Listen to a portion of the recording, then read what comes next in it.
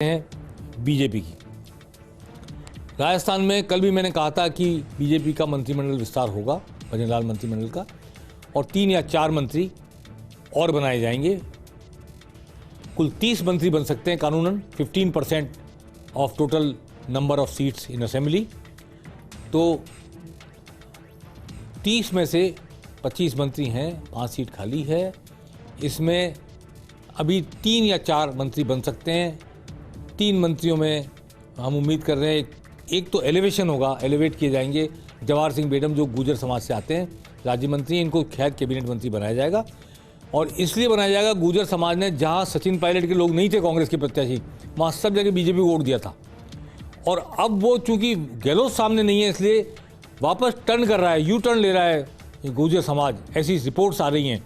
तो इसलिए गुर्जर समाज को भाजपा बांधे रखने के लिए जवाहर सिंह बेडम को एलिवेट करने की जा रही है, और शायद खेतड़ी के विधायक को या किसी और ऐसे विधायक को जिससे गुर्जर समाज को प्रभावित किया जा सके मंत्री बनाया सकता है, राज्य मंत्री बनाया सकता है।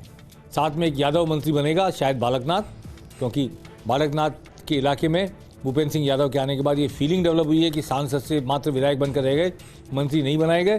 तो बालकनाथ आज, हालांकि भूपेंद्र यादव जयपुर आए थे, उन्होंने यहाँ बीजेपी ऑफिस भी गए प्रदेश में, एक मुख्यालय में आकर के, प्रदेश मुख्यालय में, और पहले मुख्यमंत्री भजनलाल से भी मुलाकात की अपने को उम्मीदवार घोषित करने के बाद अलवर से। और मुझे लगता है कि भूपेंद्र यादव खुद भी ये चाहते होंगे कि एक यादव मंत्री बन जाए राज्य के मंत्रिमंडल में, ताकि उनकी राह और अधिक आसान हो जाए अलवर में।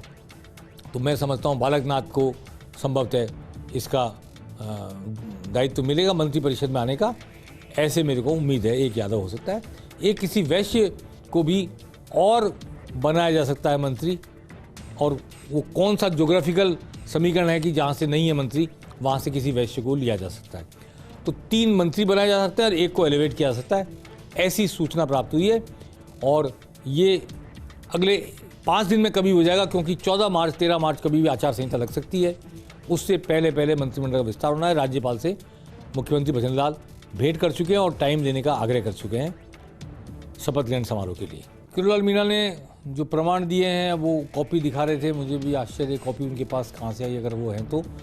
लेकिन एक बड़ी बात मैं कहना चाहता हूँ, डॉक्टर किरोड़लाल मीणा सनातन प्रतिपक्षी हैं एक तरह से।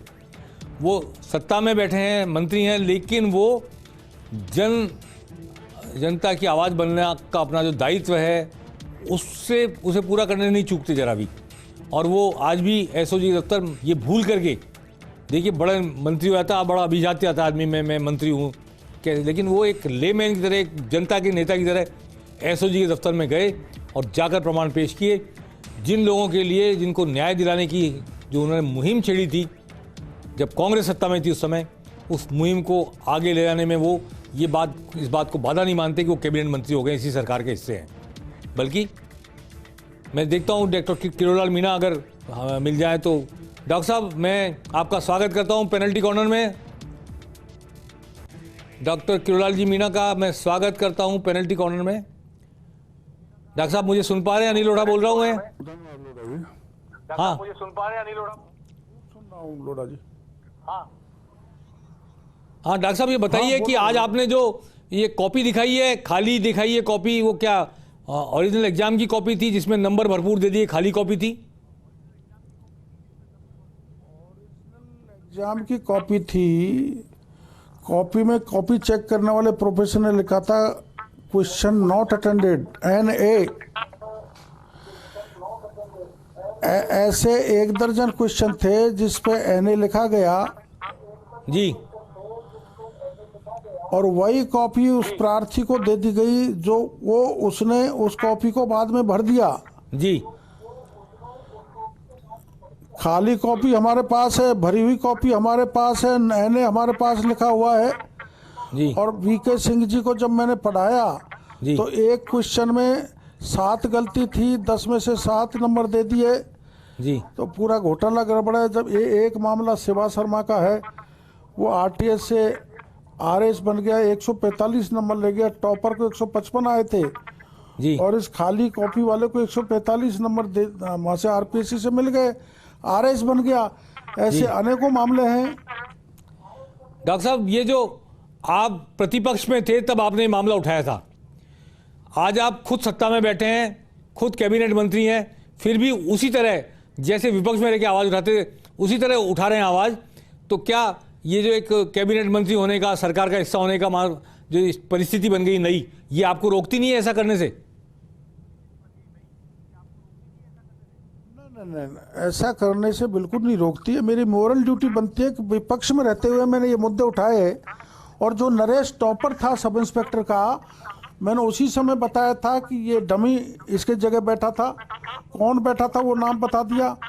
कल पुलिस ने आरपीएफ से उसको पकड़ा, तो मैं ये विचार करके गया कि 15 नहीं है, ये 250-300 हैं जो डमी बैठ के थानेदार बन गए। ये एसओजी के लोग भी हैं जो मिले हुए थे, जिन्होंने पेपर पढ़वाए, पेपर लीक कराए, दोषियों को बख्शा, निर्दोषों को फंसाया। जी 2018 के आरएस परीक्षा का पेपर लीक हुआ, 2021 का हुआ। खुद आरपीएससी के मेंबर ने ट्वीट किया, जिसके नंबर 10 थे वो पेपर में आ गया वो क्वेश्चन। तो आरपीएससी का मेंबर, आरपीएससी से मिले हुए सत्ताधारी दल के लोग और आरपीएससी के मेंबरान, ये सब ने मिलके खेल किया है आरएस में। इन सब ने मिलके खेल किया है सब इंस्पेक्टर में। हर परीक्षा के पेपर में बड़े पैमाने पर लेन देन हुई है, जिसके प्रमाण में वीके सिंह जी को दे आया। इसलिए देने गया था कि जो आरोपी पकड़ा जाए, कहीं मिसगाइड नहीं करते एजेंसी को। तो मैं उनको ये दे के आया हूँ कि आप ये चीज ध्यान रखना, जांच के दौरान ये चीज कहीं इसके पोर नहीं हो जाए। डॉक्टर साहब, आप दौसा से सांसद रहे हैं, सवाई माधोपुर से रहे हैं, क्या आपके दोनों इलाकों में अभी होल्ड कर रखा टिकट पार्टी ने? एक पॉलिटिकल सवाल है, आपसे कोई सलाह ली है पार्टी ने कि वर्तमान सांसद रहेंगे, नए टिकट दिए जाएंगे, कुछ चर्चा हुई है?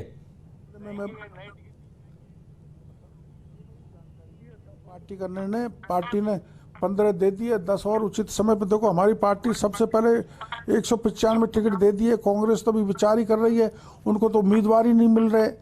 तो ये पार्टी का निर्णय कब लेंगे। मैं तो तत्परता से काम करूंगा, निष्ठापूर्वक काम करूंगा, और जिस किसी को भी टिकट देंगे उसको जिताने के लिए भरपूर मेहनत करूंगा। चलिए डॉक्टर साहब, बहुत धन्यवाद पेनल्टी कॉर्नर में हमसे जुड़ने के लिए। और ये डॉक्टर किरोड़लाल मीणा बता रहे थे एसओजी को प्रमाण दे के आए बहुत सारे, पर्चे आउट मामले में, नकल के मामले में, और दूसरे आदमी को प्रोक्सी बैठा देने के मामले में बड़ी कार्रवाई की उम्मीद की जा रही है आने वाले समय में। जो वादा प्रधानमंत्री नरेंद्र मोदी करके गए थे विधानसभा चुनाव में, सभाओं में, उसको किस तरह क्रियान्वित किया जा रहा है और किस तेजी के साथ में एक्सपोज किया जा रहा है पूरा घोटाला। इसमें कैबिनेट मंत्री होने के बावजूद, सरकार में बैठे रहने के बावजूद भी खुद मंत्री चलकर एसओजी के एडीजी के पास गए प्रमाण देने के लिए। ये शायद अपने आप में बिरला उदाहरण है कि कोई कैबिनेट मंत्री सरकार में रहकर भी एक अधिकारी के पास जाकर प्रमाण दे, और अपने विपक्ष में रहते हुए जो आवाज़ उठाई थी उसको एक लॉजिकल एंड तक पहुंचाने के लिए प्रयासरत रहे। ये नई बात हमने आज देखी है। पेनल्टी कॉर्नर में आज बस इतना ही। नमस्कार।